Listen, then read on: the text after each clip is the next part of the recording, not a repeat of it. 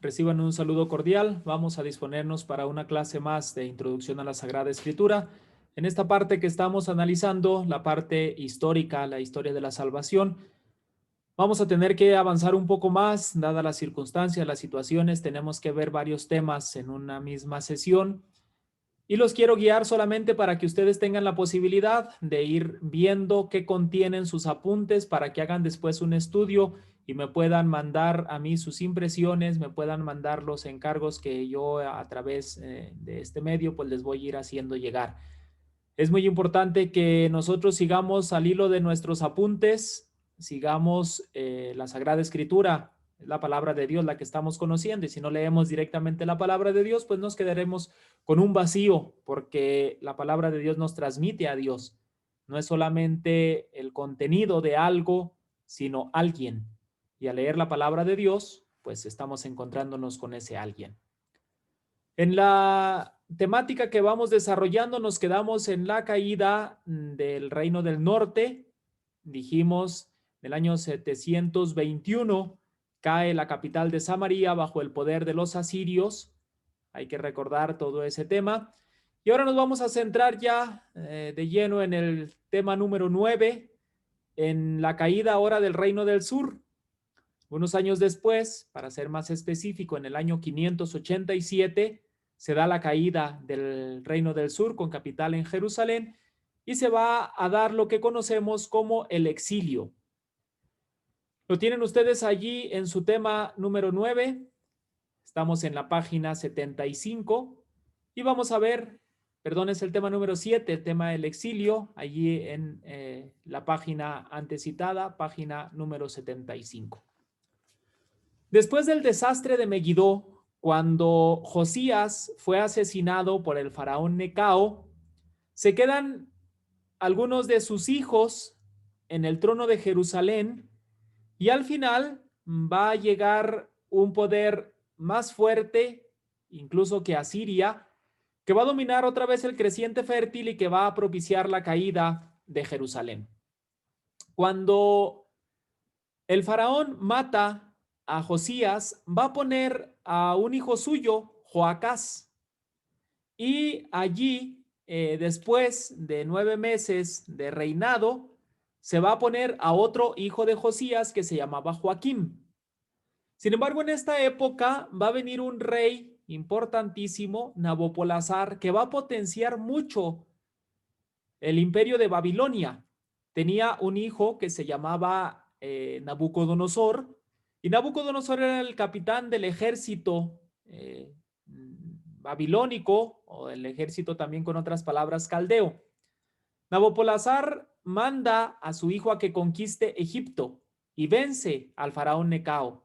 Conquistan pues prácticamente Egipto. Cuando el ejército egipcio se ve vencido, sucede que en Babilonia muere Nabopolassar. Y por lo tanto, Nabucodonosor se tiene que regresar hasta Babilonia para tomar las riendas de todo el imperio. Lo nombran a él rey y va a venir con todo su poder para dominar prácticamente todo el creciente fértil. Cuando están reinando los reyes en Judá, pues ellos al final no quieren que el reino de Judá caiga, no quieren que Jerusalén caiga, lógicamente. Y recuerdan lo que ya antes había hecho Ezequías. ¿Se acuerdan ustedes que cuando Asiria va y sitia la ciudad de Jerusalén, Ezequías se encierra, habíamos dicho, como un pájaro en una jaula? Y los asirios no logran conquistar Jerusalén. Las personas pensaban, los reyes pensaban, que como antes les había dicho Isaías, ellos tenían que confiar en Dios y no hacer alianza con ninguna otra nación. Y por eso decían, pues vamos a aplicar la misma estrategia. Aunque venga Nabucodonosor, nosotros no nos vamos a rendir, vamos a creer en Dios y esperamos que Él sea el que nos salve. Sin embargo, los tiempos han cambiado, los profetas han cambiado. Viene ahora un profeta muy conocido por todos nosotros, el profeta Jeremías. Y el profeta Jeremías va a ser enviado para que anuncie al pueblo de Israel que mejor se rindan, que no les conviene enfrentarse a Babilonia, porque Babilonia es muchísimo más fuerte, Entonces ellos ven como un profeta de destrucción, como un profeta de catástrofe a Jeremías y desoyen su consejo. De tal manera que ellos se quieren quedar allí en Jerusalén, ellos se quieren volver a encerrar y dicen, Dios nos va a salvar. Sin embargo, ahora la palabra de Dios iba por otro lado. No conviene que se resistan. No hacen caso a Jeremías, se encierran y Nabucodonosor en el año 587 va a venir a destruir completamente Jerusalén. Y al destruir completamente Jerusalén, va a empezar a hacer lo que se llamaba el exilio. ¿Qué era el exilio? El exilio era sacar de la tierra a la gente del país que les correspondía y llevárselos a vivir a otra tierra. En este caso se los iban a llevar a vivir a Babilonia.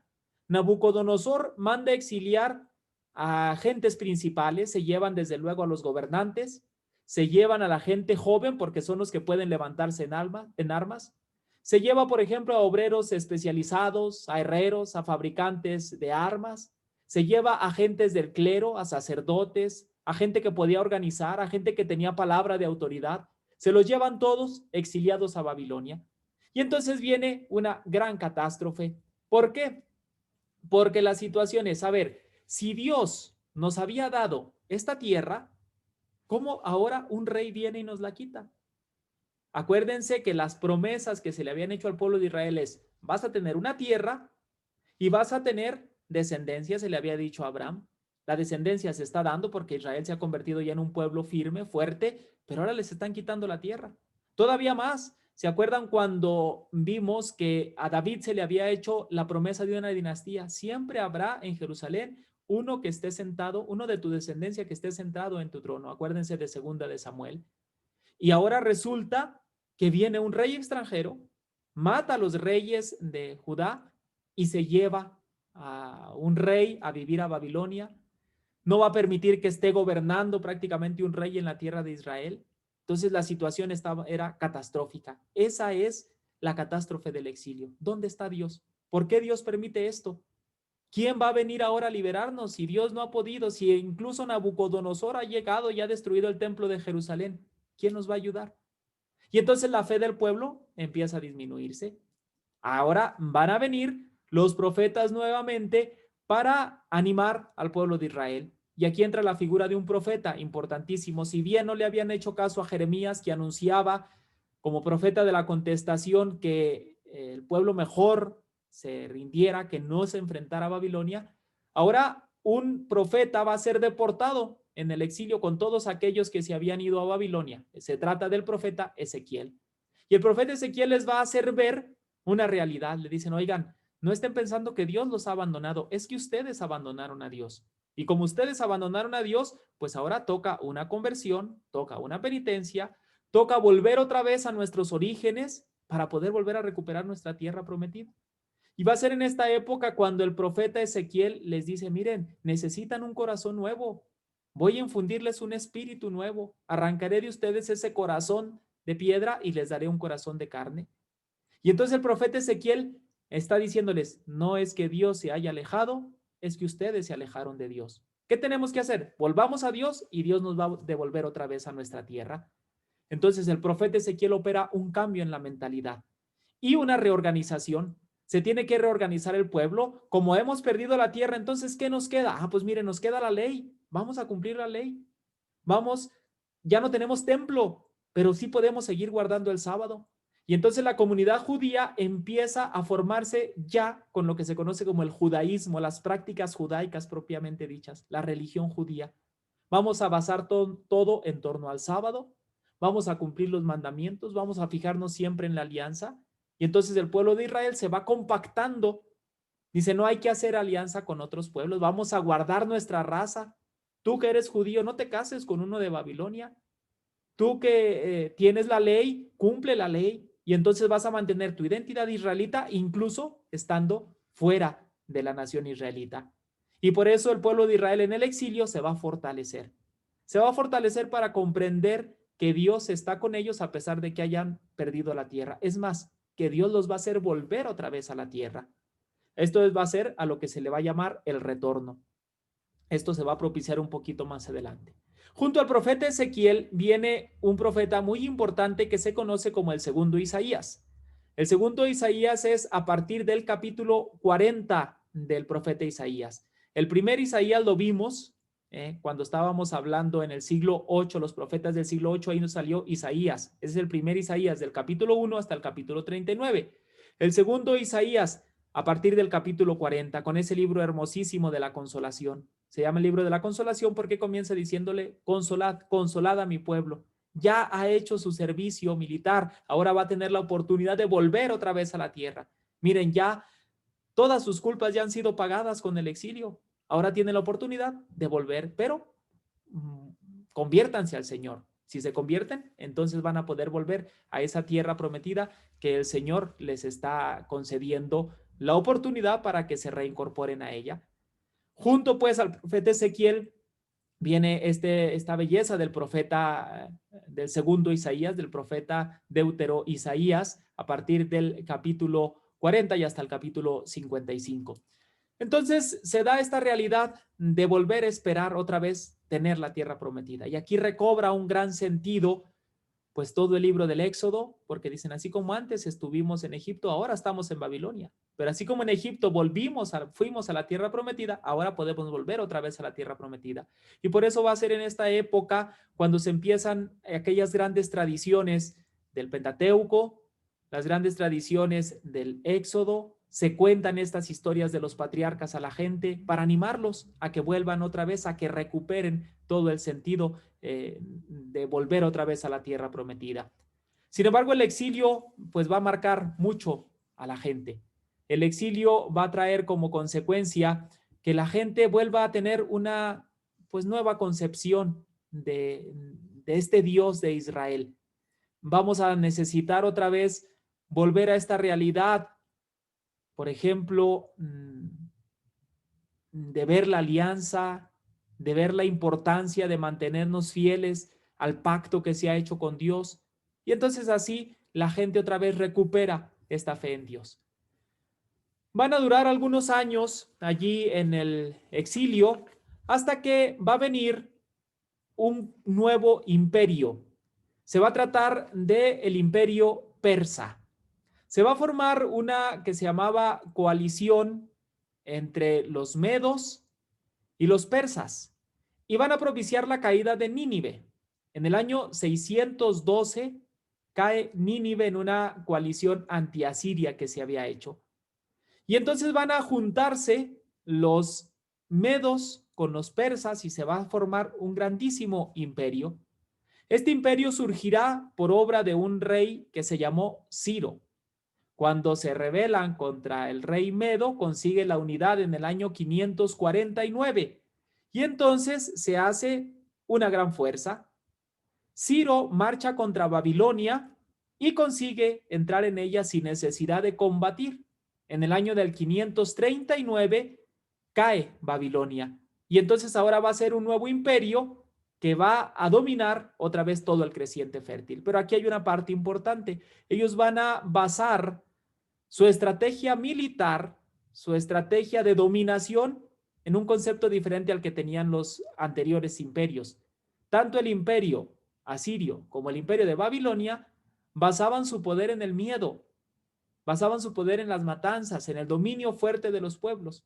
Y ahora los persas van a decir, sí, tenemos un gran imperio, somos muy fuertes, pero cada quien que haga o se organice como ellos quieran, con que a nosotros nos paguen los impuestos, nosotros los dejamos que hagan lo que quieran. Y entonces proclama Ciro un estado de paz, una política que se va a llamar una política tolerante.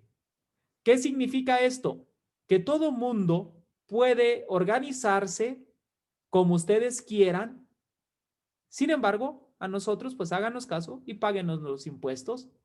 De tal manera que si el pueblo de Israel quiere volver a su tierra, quiere poner un gobernante, que ellos hagan lo que quieran, siempre y cuando respeten nuestra autoridad. Esto va a posibilitar que tras el edicto de Ciro, en el año 539, el pueblo de Israel puede volver otra vez hacia su tierra y reconstruir su templo. Los del imperio de Babilonia imponían sus dioses. A Ciro y al imperio persa no le importan qué dioses tengan. Así que pueden volver otra vez, pueden reconstruir el templo de Jerusalén, pueden organizarse siempre y cuando estén bajo la autoridad y bajo el poder de los persas. Esto para el pueblo de Israel lo van a interpretar, van a decir, ah, la liberación nos está llegando y nos está llegando por medio de esta persona, de Ciro. Casi le empiezan a ver como un Mesías, le empiezan a ver como el siervo de Dios.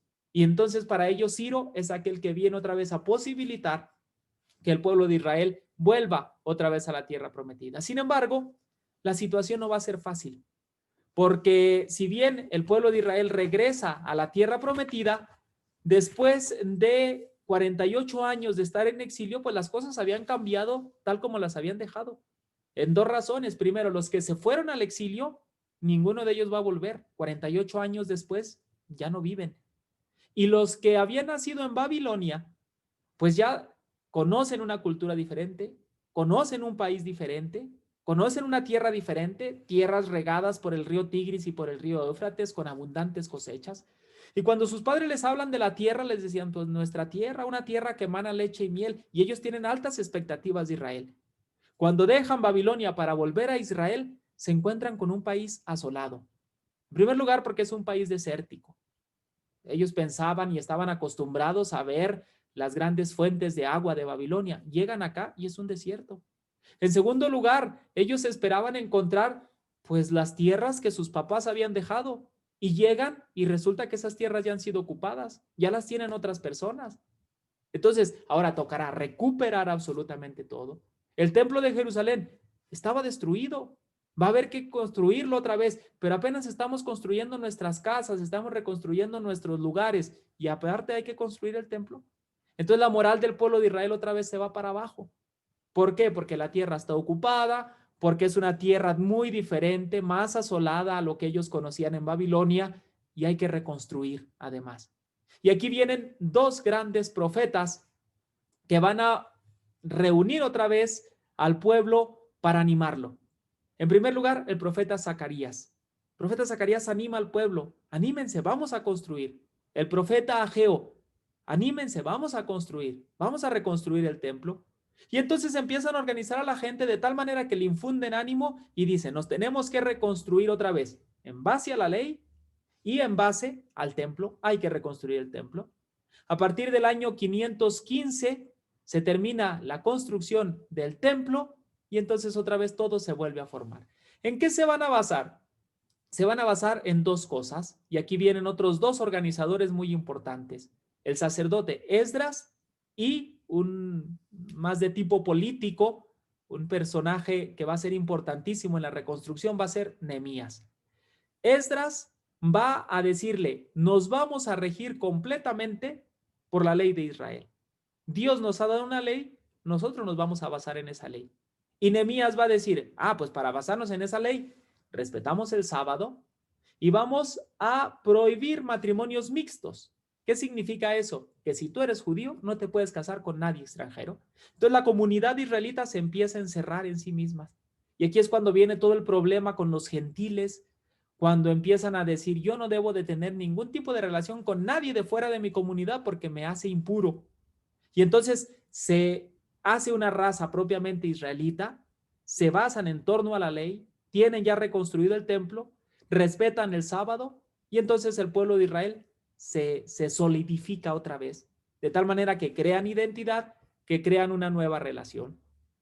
Por eso va a ser muy importante la etapa en lo que nosotros vamos a llamar la etapa del retorno. La etapa del retorno es cuando el pueblo de Israel, después de haber estado en el exilio, vuelve otra vez a su realidad de la tierra prometida. Aquí va a ser muy importante una obra en la Biblia que es conocida como la obra del cronista. Por favor, les encargo la lectura de los libros de Esdras, la lectura del libro de Nehemías y la lectura de la obra del cronista en el libro de las Crónicas. Una interpretación diferente de la historia, solamente se fija en Judá, no se fija en el reino del norte. Cuenta otra vez aquello que tenemos prácticamente del libro de los Reyes, pero de una manera con una óptica diferente. Entonces, va a ser importante el exilio, sí, consideración teológica, pero también el retorno. ¿Qué sucedió cuando el pueblo de Israel vuelve? Prácticamente estos son los dos temas, el tema 7 y el tema 8, que abarcan hasta su página 86 de los apuntes. ¿Qué vamos a hacer para esto? Pues les encargo de tarea, por favor, que me hagan una reconstrucción de qué reyes estuvieron en la época del exilio. ¿Quiénes fueron los hijos de Josías y cómo fue la caída? ¿Quién estaba de rey? ¿Cuál fue su situación en la caída de Jerusalén? Eso en primer lugar. En segundo lugar, quiero que me hagan una reflexión teológica. Ahí vienen sus apuntes, pero quiero que la hagan de manera personal. Una reflexión teológica del significado del exilio para la mentalidad israelita. ¿Cómo se sintieron? ¿Qué textos podemos leer nosotros? Por ejemplo, ahí se cita el libro de las Lamentaciones, la que era la ciudad hermosa ahora está destruida. Bueno, una interpretación teológica del exilio. Y en tercer lugar, les voy a encargar, por favor, que lean a los profetas. Primero al profeta Jeremías, la vocación del profeta Jeremías, qué anunciaba el profeta Jeremías, cómo le toca vivir y afrontar la etapa de, pues prácticamente la caída de Jerusalén, la etapa anterior con los anuncios que él hacía y la etapa del exilio. Leer al profeta Jeremías. Leer también al profeta Ezequiel, el profeta del exilio. Él vivió en Babilonia. De manera especial, váyanse por allí a los capítulos 30, por ahí hay capítulos muy interesantes sobre la situación de los exiliados y qué tenemos que hacer nosotros. Ahí en sus apuntes también vienen citas concretas, hay que leer al profeta Jeremías. Después leer al segundo Isaías a partir del capítulo 40. Estamos en el tiempo de Adviento y se acaba de leer precisamente esta profecía. Consuelen, consuelen a mi pueblo. Hemos escuchado en la primera lectura del segundo domingo del tiempo de Adviento. Bueno, pues esa lectura es en el contexto del exilio. Hay que leer los cánticos del siervo. Pueden ser aplicados a Israel o quizás pueden ser aplicados a Ciro, que está redimiendo al pueblo de Israel. Por ahí una interpretación teológica desde la óptica del exilio. Y luego, en la etapa del retorno, hay que ver a estos personajes que les he mencionado, Ageo, Zacarías, Esdras, Nehemías, cuál fue su papel y cuál es la situación para volver otra vez a la tierra prometida. Hay que aprenderse los años. En el año 587, la caída de Jerusalén, en el año 539, el edicto de Ciro, por ahí en el libro de Esdras, cómo se les da el permiso de volver, cómo se les recomienda que hagan la reconstrucción del templo. Esa lectura importantísima cuando Esdras toma la ley, todo el pueblo lo está escuchando, hay que leer. Todas estas lecturas bíblicas las conocemos y quiero una reflexión teológica de la etapa del exilio y una reflexión teológica de la etapa del retorno, con la importancia de los profetas, cómo marcó al pueblo de Israel y cómo sigue marcando la mentalidad israelita posterior, precisamente para que se funde prácticamente el judaísmo y para que se funde toda la identidad de la raza del pueblo de Israel. Les encargo, por favor, eso. Posteriormente de la etapa persa tenemos muy poco conocimiento ya de algo de la historia del pueblo de Israel. Se conoce algo, pero casi no haya una mentalidad así más sólida, más uniforme sobre la historia del pueblo de Israel. Hasta la etapa del helenismo, y eso lo tienen ustedes en el capítulo 9. A partir del capítulo 9 tienen la realidad de la conquista que se va a dar de los pueblos griegos a todo, no solamente ya el creciente fértil, sino a todo Oriente Medio, el creciente fértil y prácticamente con Alejandro Magno hasta la India. Después de que los medos y los persas, especialmente el imperio persa, estaba queriendo dominar todo, surge la confrontación entre los griegos y los persas. Se conoce a estas confrontaciones como las guerras médicas. Yo hago medio broma porque no, les digo, no era entre los médicos, era entre los medos y contra los griegos. Por eso se llamaban las guerras médicas. Al final, Alejandro Magno y sus militares vencen a todo el imperio persa y los griegos se van a quedar con todo aquello que pertenecía a los persas. Los griegos van a llegar a Jerusalén, Alejandro Magno, en el año 333 a.C. y se da esta etapa que se va a conocer como la helenización, es decir, se va a ir dando toda esta realidad de permear con lo griego, no solamente el territorio, sino la cultura. Ellos van a ir inculturizando prácticamente todo aquello que le pertenecía a los grandes imperios que hemos visto, a los asirios, a los caldeos o los de Babilonia y a los persas. Y ahora se va a dar esta realidad de confrontación con lo griego. Si ya antes habíamos dicho hay que cumplir la ley, hay que permanecer nosotros bien, pues ahora hay que cuidar nuestra identidad frente a la helenización que se está dando con este nuevo imperio. Por ahí podemos leer los relatos del libro de Daniel, en donde se habla en un contexto diferente, porque se sitúa la profecía de Daniel como si fuera en la época de Babilonia, pero está siendo en la época helenística, en la época griega.